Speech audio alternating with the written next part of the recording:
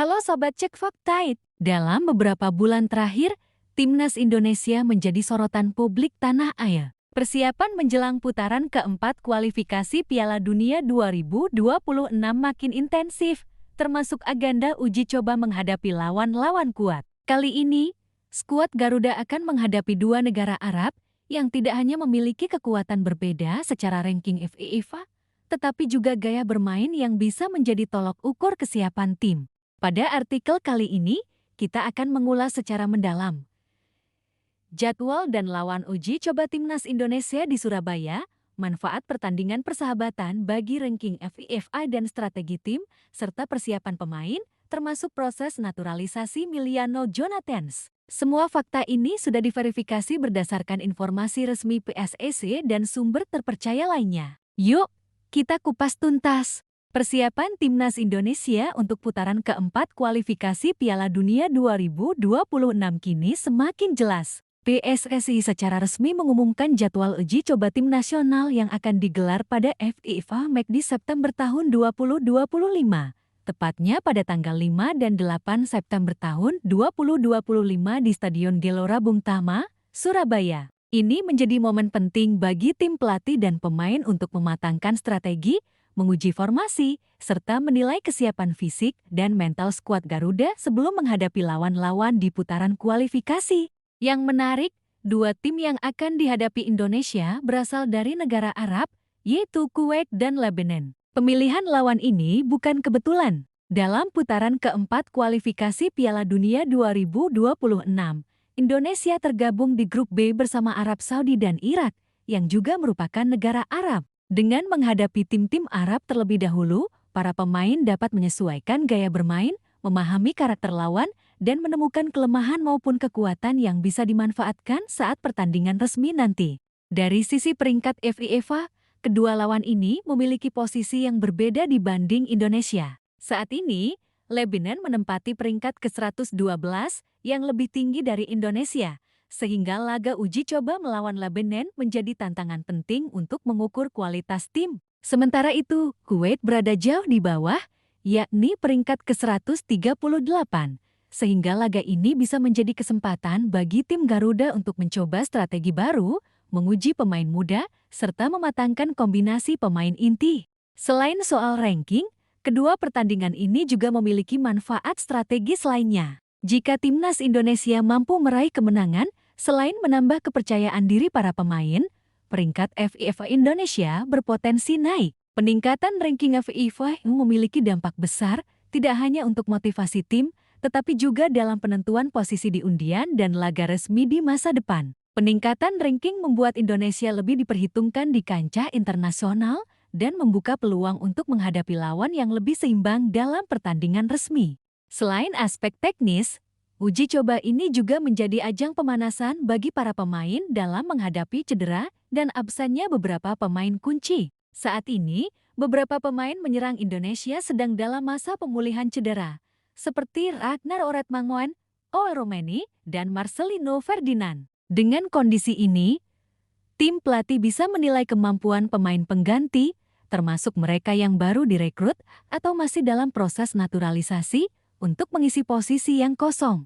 Secara keseluruhan, agenda uji coba ini bukan sekadar formalitas. Ini adalah momen penting bagi Timnas Indonesia untuk membangun chemistry antar pemain, menguji formasi, strategi bertahan dan menyerang, serta mengukur kemampuan menghadapi lawan yang memiliki karakter permainan berbeda. Laga uji coba ini juga menjadi indikator kesiapan tim sebelum bertandang ke Arab Saudi di putaran keempat kualifikasi Piala Dunia 2026, di mana setiap pertandingan memiliki bobot penting untuk peluang lolos ke putaran final.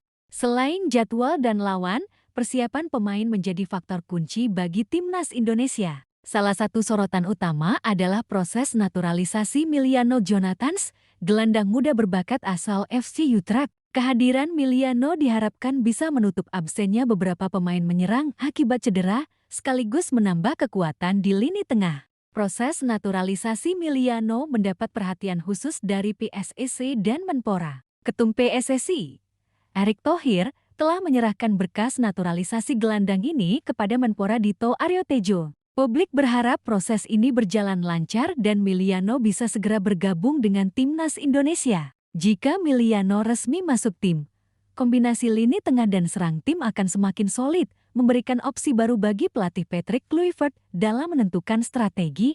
Selain itu, uji coba ini menjadi kesempatan bagi pelatih untuk mencoba berbagai kombinasi pemain. Dengan absennya beberapa pemain inti, tim pelatih bisa menguji pemain muda atau yang baru masuk ke skuad. Hal ini penting untuk memastikan kesiapan tim menghadapi kompetisi resmi, serta menemukan pemain yang mampu tampil maksimal di bawah tekanan pertandingan internasional.